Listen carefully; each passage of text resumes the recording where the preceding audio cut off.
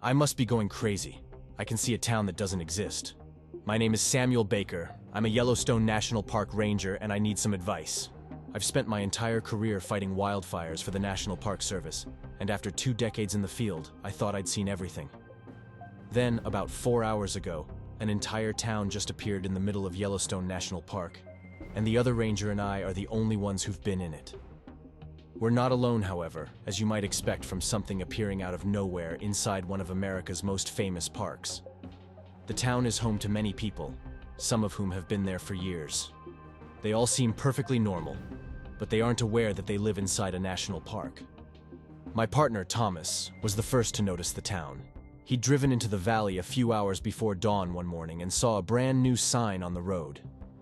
"Welcome to Hungry Horse," it read. When he drove past the next bend in the road, he saw the motel. That's when he turned around to come and get me. The two of us had driven up the valley together in our trusty old Chevy Blazer and taken the long way around because we hadn't wanted to pass through the town until we were sure what it was. We parked at the base of the mountain and hiked up. We walked across the railroad tracks and past a small gas station with a line of oil drums full of diesel fuel and another filled with water. The street was lined with old cars, some of which looked like they'd been there for a while, others which had probably just arrived that morning. Hungry Horse wasn't a ghost town, or even abandoned. It was thriving. Thomas and I entered the town cautiously, because despite appearances, this place could be dangerous. While we didn't run into any trouble, we did notice that everyone seemed indifferent to the fact they just appeared out of nowhere. Most of them ignored us completely, although a few gave us strange looks. "Some of these people look familiar," I said, looking over at Thomas. He nodded. "I know what you mean, Sam. I recognized a couple people in the diner, too. It's weird. It's weird." Those words echoed in my head as I watched a man carrying a bucket walk down the sidewalk. "It's weird," I repeated silently to myself. My eyes followed his movements. The man carried himself with confidence and purpose, but he never looked up at where he was walking. Instead, he stared straight ahead and continued forward without looking back once. He disappeared around the corner of a building, and I noticed another person staring directly at me. He was tall and thin, wearing a black hiking jacket. His face was pale and he was bald. He was standing in the doorway of a small coffee shop. He reminded me of the missing hiker we had searched for last week. That's when I realized why I recognized some of the people here. They are all people who have vanished from national parks. That's how we found out that almost every single person in Hungry Horse had been reported missing from national parks. We spoke to everyone we could find. Some refused to talk, others were friendly enough, but none of them knew anything about why they were there. As far as they were concerned, they lived in Hungry Horse, Montana. They weren't sure exactly when they arrived there. A lot of them couldn't remember much before arriving in Hungry Horse. They also told us they'd been here for years. Many of them had been born and raised in the town and believed it was the real deal. They all knew the townsfolk by name and went to school with them. One woman, an older lady named Irene, told us that she had no idea that she'd been reported missing. She worked at the local hardware store and had been living in Hungry Horse for more than 45 years. "What about your husband?" I asked. "Do you have children? Grandchildren?" She shook her head. "No, I've never married." "How do you feel about being here? Do you miss anywhere else? Your family, maybe?" Again, she shook her head. "Not really. This is my home." As far as she knew, this was the only home she'd ever known. I tried to ask if she missed her family, but she just smiled and told me that her family was right here in Hungry Horse, Montana.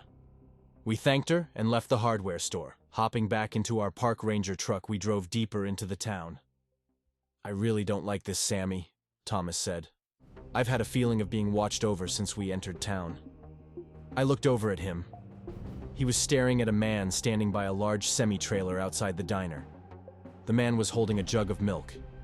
I couldn't help but think of the hiker we'd found dead last week. "Sam, are you listening to me?" I snapped back to reality and looked at my partner. Thomas had started quivering in fear. "Sorry, what did you say?" I said, "I think we should leave. I don't want to be here anymore." I looked around the town. There were so many people here. So many people who shouldn't be here. All of them were perfectly normal. Some of them even knew each other. How could there be so many people in a town that didn't exist? I agree. Let's go, I said. We drove away from the town and back to the ranger cabin. Thomas was still shaking. I'm gonna call this in, he said. This whole thing is insane, but we better document it anyway. I mean, how could an entire town full of missing people just appear in the middle of Yellowstone Park? I nodded. Okay, I'll be in the cabin. I think I need some time to process all this. I sat down on the couch and closed my eyes. It all felt unreal. I kept thinking about the hiker we'd found out in the woods last week. He'd died while out on a hike in the wilderness. He'd been alone and confused, but I just saw him alive and well, in a town that doesn't exist. I opened my eyes and looked around. I took a deep breath and let it out. It smelled like wood smoke and pine. I stood up and started pacing the room. What am I supposed to make of all this? I asked myself. Is this some kind of sick joke? Did the government put a town in Yellowstone for some reason? What if it's not a town? Maybe it's a cover-up for something worse, I thought before zoning out. There was a knock on the door.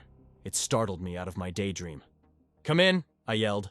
2 men came inside, both dressed in black suits. Are you the one in charge here? One of them asked. I looked at him and nodded. The guy was wearing a badge on his chest and a gun on his hip. He looked like an FBI agent. I'm about to go and talk to them, and I don't know if they'll believe me. What do I even need to do? As I stood there, faced with this surreal situation, I realized that our discovery in Hungry Horse was just the tip of the iceberg.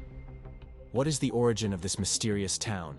And why are people who were reported missing in national parks now residing here? What hides behind the seemingly normal facade of Hungry Horse?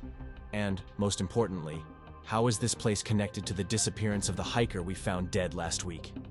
I'm at a loss, with more questions than answers. If you're curious about the revelations yet to unfold, don't forget to subscribe and stay tuned. Part 2 of this incredible story awaits you, and I can't wait to unravel the mysteries of Hungry Horse together. See you soon, adventurers.